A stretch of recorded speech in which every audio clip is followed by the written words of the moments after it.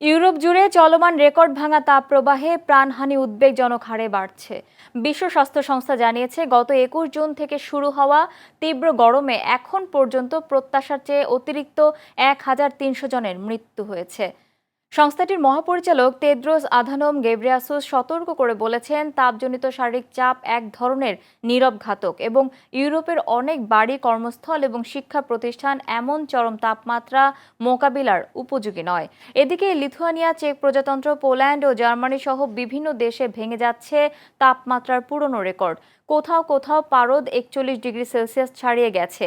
প্রচণ্ড গরমে স্কুল বন্ধ, বিদ্যুৎ ব্যবস্থার উপর বাড়ছে চাপ, আর জনজীবনে নেমে এসেছে চরম দুর্ভোগ। পরিস্থিতির আরও অবনতি হতে পারে বলে আশঙ্কা করছে ডব্লিউএইচও।